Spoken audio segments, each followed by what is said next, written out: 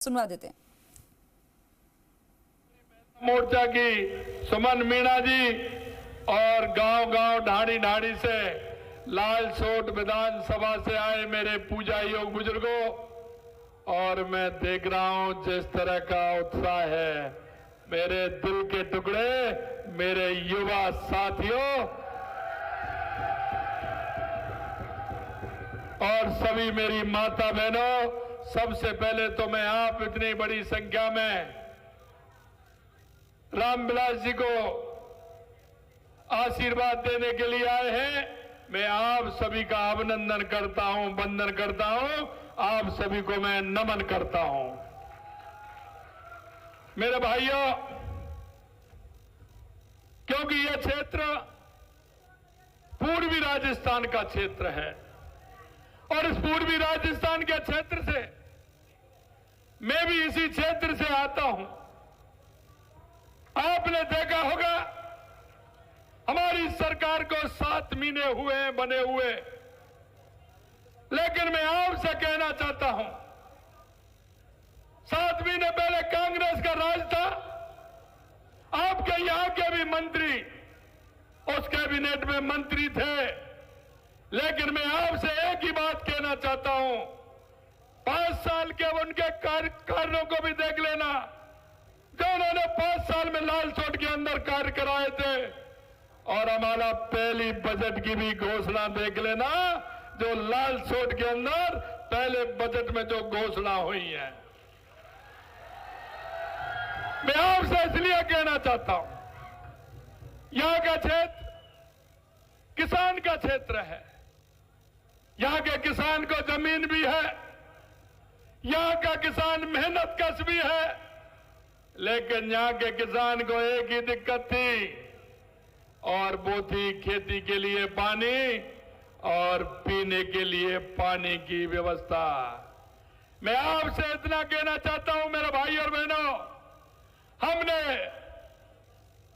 संकल्प पत्र में वादा किया था कि कांग्रेस ने लगातार झूठ बोलने का काम किया, ईआरसीपी के नाम पर लोगों को बरगलाने का काम किया, और आपने देखा होगा 15 दिसंबर को हमारी सरकार बनी थी, 27 जनवरी को ईआरसीपी का एमओयू करके हमारी सरकार ने आपके सामने बता दिया। और यही नहीं, मैं आपको विश्वास दिलाता हूं, आने वाले समय में जल्दी ही हमारी उस परियोजना का देश के यशस्वी प्रधानमंत्री नरेंद्र मोदी जी के द्वारा शिलान्यास होने वाला है।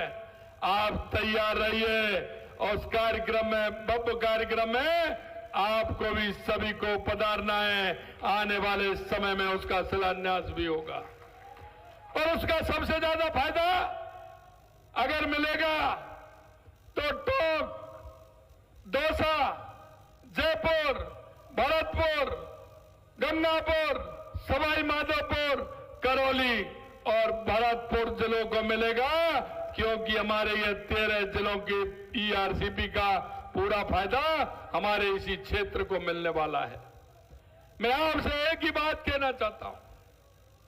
यह सबसे ज्यादा प्रदेश के अंदर, देश के अंदर सबसे ज्यादा अगर राज किया तो कांग्रेस सरकार ने किया है। लेकिन मैं आपसे यही कहना चाहता हूं मेरे भाई और बहनों, कि आपने देखा होगा हमेशा उन्होंने गरीबी हटाओ का नारा दिया था, किसान को संबल देने की बात कही थी, ना तो कभी उनका गरीबी जो थी उनका कभी उससे रिश्ता नहीं रहा गरीब से, और ना उनका कभी किसान से रिश्ता रहा। मैं आपको कहना चाहता हूं, हमारी सरकार महिला, युवा, किसान और मजदूर की सरकार है। हमने उसको 4 भागों में बांटा है, और हम आपसे कहना चाहते हैं, और विशेषकर मैं युवा भाइयों से कहना चाहता हूं और उनसे कहना चाहता हूं जो किसान के बेटे हैं, उनके माता पिता को जिन युवाओं से उम्मीद है आगे आकर के वो पिता का सहारा बने, माता जी का सहारा बने, परिवार को आगे ले जाएं। मैंने आपके सामने बजट में कहा है कि इस साल मैं 1 लाख युवाओं को नौकरी देने का काम करेंगे, नौकरी देने का काम करेंगे। मित्रों, मैं आपको विश्वास दिलाता हूं और आज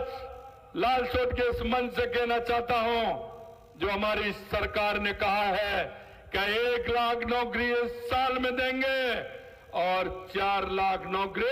हम 5 साल में युवाओं को देकर के दिखाएंगे, यह मैं आपसे कहना चाहता हूं। मित्रों, क्यों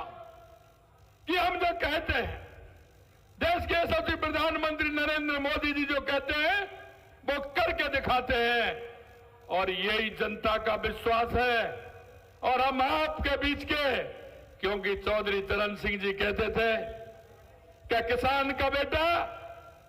अगर जहां कानून बनता है, जहां सरकार में अगर सम्मिलित होता है, अगर उसमें किसान का बेटा जाएगा